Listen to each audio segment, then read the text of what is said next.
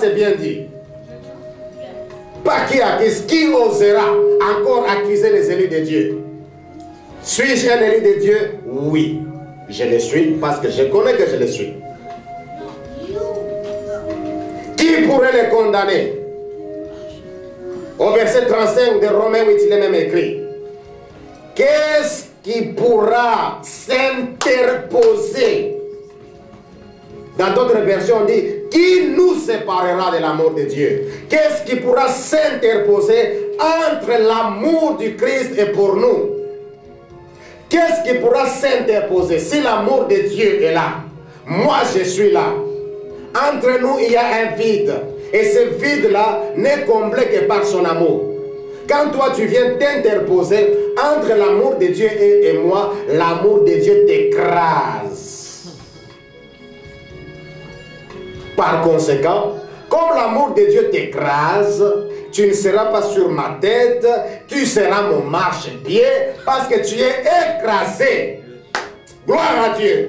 L'amour de Dieu, c'est une force pour nous. L'amour de Dieu, c'est la puissance pour nous. L'amour de Dieu nous pousse et nous permet à aller où nous pouvons aller sans peur ni crainte. Alléluia. Qu'est-ce qui pourra s'interposer entre l'amour de Dieu et nous? Nos soucis ou nos épreuves? Le manque d'habits? Le manque du travail? Même si vous ne travaillez pas, Dieu vous aime. Voilà pourquoi vous respirez encore aujourd'hui. Bénissez le Seigneur pour son amour. Le manque d'époux ou d'épouse, combien de personnes aujourd'hui sont en train de se tuer? Non, parce que je manque une épouse, je manque un époux, mais les années sont en train de passer. Les jours appartiennent à qui? Si Dieu se décide de vous retirer aujourd'hui, quand est-ce que vous aurez une épouse? Si Dieu se décide de vous retirer aujourd'hui, quand est-ce que vous aurez un époux? Pourquoi pas lui dire merci pour son amour? Seigneur, merci parce que tu m'aimes. Seigneur, merci parce qu'à cet âge, je suis encore dans la maison de mon père. Je suis encore dans la maison de mes parents. Que ton nom soit glorifié, car ton amour est tout pour moi. Vous savez, nous rencontrons parfois les jeunes gens qui disent que non, non, ça ce n'est pas pour moi. Le temps de servir Dieu, je dois faire encore l'ambiance. Qui te rassure que lorsque tu es dans la voiture, tu rentreras à la maison?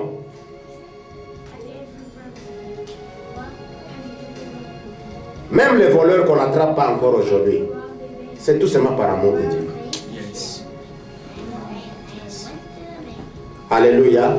Parce que tu voles, tu voles, tu voles. Et quand Dieu va dire c'est fini, c'est fini. Le c'est fini de Dieu, nous ne savons pas tous comment ça va se passer. Non, écoutez, non, moi je n'ai pas le temps d'aller à l'église. Aller à l'église pour aller faire quoi? Mais non, écoutez, ce temps ici, voilà. Il y a quelqu'un qui vient me visiter. Il y a une personne importante qui vient me visiter. La personne la plus importante pour vous, pour votre vie, c'est Christ et Christ seul.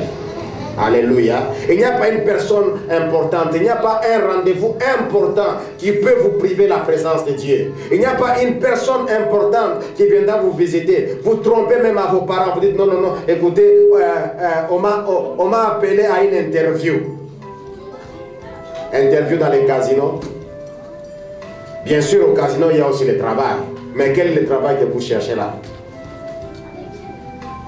Jeunes gens, écoutez-moi. Il est grand temps de s'accrocher aux choses de Dieu, car l'amour de Dieu pour vous est sans condition. Ce n'est pas le moment de dire que non, que je m'amuse encore, je m'amuse encore. Oui, vous êtes en train de vous amuser encore. Vous allez mourir également dans l'amusement.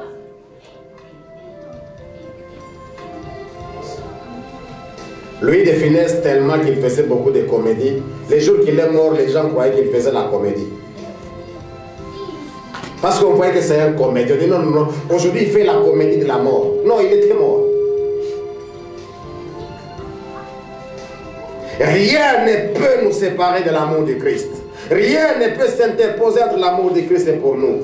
Nous sommes aimés et acceptés par Dieu. Vous savez, certaines personnes s'aiment mais ne s'acceptent pas. Mais Dieu nous aime et nous accepte. Lorsque nous mettons notre foi en Jésus-Christ, à cause du travail que Jésus a accompli à la croix, Dieu nous aime. Église, j'aimerais que chacun arrive à déraciner ses pensées, les vocabulaires d'autocondamnation. Vous n'êtes pas condamné. Dieu vous a justifié. Dieu vous a acquitté par la foi à son Fils Jésus-Christ. Jésus-Christ est allé à la croix. Il a payé le prix. Parfois, à cause même des cultures, dans les cultures dans lesquelles nous vivons, nous donnons l'impression qu'il y a quelque chose qui ne marche pas avec nous. Parce que nous n'agissons pas selon les modalités des autres, selon les modalités de la culture.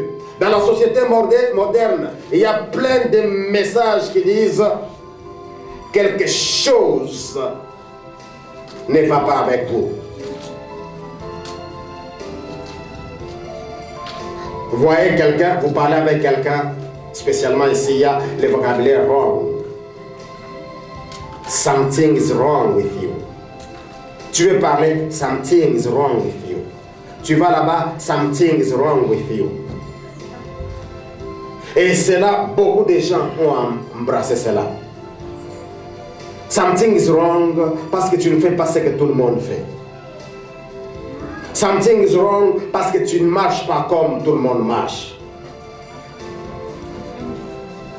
Bien-aimé, connais d'abord ton identité. À cause de ces pensées négatives et erronées, on devient mentalement handicapé.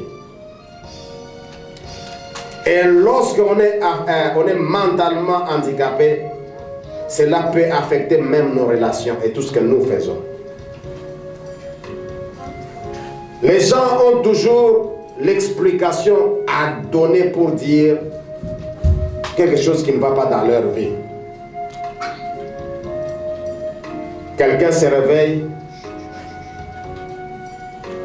il remarque qu'il y a un chien pendant l'hiver qui a marché dans sa parcelle. Il dit something wrong. Pourquoi les chiens marchaient dans ma parcelle? Mais c'est parce qu'il traversait.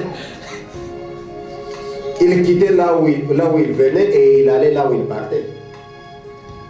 Et votre parcelle l'a servi de traverser. Comment vous allez commencer à vous étonner? Mais ah non, il y a un chien qui a traversé. Vous voulez qu'il traverse où? Alléluia. La même mélodie vient au something wrong. Et la même mélodie est utilisée dans plusieurs contextes. Ma femme ou bien mon mari me parle agressivement. Suis-je incorrect? Something wrong with me? Ai-je tort? Je n'arrive pas à faire ce que les autres font. Suis-je mauvais? À mon travail, je ne suis jamais promu. Lorsqu'on parle de promotion, moi, on m'oublie. Suis-je un mauvais travailleur? Qu'est-ce qui se passe avec moi? Pendant ce temps, j'assiste à l'incompréhension avec mes parents. Lorsque je dis comme ça, mes parents me contredisent. Qu'est-ce qui se passe? Qu'est-ce qui se passe avec moi? Bien-aimés dans le Seigneur, l'ennemi voudrait devenir l'objet de votre attention pour vous amener à croire que vous êtes mauvais, pour vous amener à croire que vous êtes incorrect, pour vous amener à croire que vous êtes incapable, pour vous amener à croire que vous êtes mal aimé. Mes amis, Dieu veut que nous continuions à regarder qu'à lui. Que nous ne puissions plus continuer à nous tourmenter, à avoir ce genre de sensations. Quelque chose ne marche pas avec moi. Tout ce que Dieu veut, c'est que nous sachions qu'il nous aime et il nous aime toujours. Que son amour, c'est un amour sans mesure, un amour inconditionnel. Dieu veut que nous sachions du fond de nos cœurs qu'il nous a créés pour communier avec lui par la foi en Jésus-Christ. Dieu veut que nous sachions que Jésus-Christ a payé le grand prix à la croix, le grand sacrifice. Mes amis, regardez un peu l'œuvre de la croix. Dernièrement, nous étions à Kansas City. Nous avons remarqué que dans plusieurs églises, ou bien à plusieurs endroits même, il y avait le signe de la croix. Et on s'est posé la question de savoir que certainement ces gens ici ont la révélation de la croix. Et dans l'église où nous sommes partis, à l'entrée, il y a vraiment la croix bien présentée. Et nous avons tout de suite compris que non, les pasteurs visionnaires de cette église ont la vision de la croix. Mes amis, la croix est l'expression de l'amour de Dieu pour nous. Jésus-Christ n'est jamais allé à la croix pour les anges. Et il n'y a jamais eu le plan de rédemption pour les anges. Il n'y a jamais eu, les anges bien sûr sont aussi créatures de Dieu, mais il n'y a jamais eu un plan de rédemption, un plan d'amour pour les anges. Je n'ai pas lu dans ma Bible jusque-là où il est écrit « Car Dieu a tant aimé les anges ». Mais j'ai lu où il est écrit « Car Dieu a tant aimé les hommes et les femmes ». Alléluia. Dieu a tant aimé. Un amour sans condition, sans mesure. Dieu a tant aimé les hommes et les femmes. Que personne, pour terminer mes amis, ne vous trompe pas. Que personne ne vous trompe. Pour vous présenter tel ou tel autre vocabulaire. Mais aujourd'hui, j'aimerais vous amener au-dessus de tout ce qu'il y a comme mensonge. Sachez que Dieu vous aime. S'il y a un mensonge qui pesait sur vous, un mensonge qui est venu de vous-même, un mensonge qui est venu des autres, un mensonge qui est venu de votre société, un mensonge qui est venu de vos parents, un mensonge qui est venu de n'importe où, aujourd'hui j'aimerais, frères et sœurs, que vous puissiez vous assurer que Dieu vous aime et il vous aimera toujours. Il y a un bandit à New York, autre temps, Nicky Cruz. Un monsieur l'a approché pour lui présenter la bonne nouvelle. Ce bandit-là, il faisait vraiment les dégâts. Quand il s'agissait de tuer, il tuait. Quand il s'agissait de taper, il tapait. Jusqu'à ce qu'un monsieur l'a approché pour lui dire « Dieu t'aime et il t'aime toujours ». Le monsieur s'est fâché. Il dit « La prochaine fois que tu viens ». Et d'abord, il pose la question au monsieur. Il dit « Est-ce que tu me connais ?» La personne dit « Non, non, je ne vous connais pas. Tout ce que je sais, c'est que Dieu vous aime. Et il vous aime toujours. » Alors il envoie l'évangéliste et dit « Va te renseigner qui est Nicky Cruz. » Les messieurs, ils se renseignent. Qui est Nicky Cruz? On dit « Mais tu l'as vu où? » Mais attention avec ces messieurs-là. Tu es rentré vivant. Celui-là peut te couper en morceaux. Alors prochainement, les messieurs les rencontrent encore. Il dit « Dieu t'aime et il t'aime toujours. » Alors cette parole, qui est une semence, a commencé à travailler dans le cœur du bandit. Jusqu'à ce qu'un jour, le grand bandit a donné son cœur à Jésus.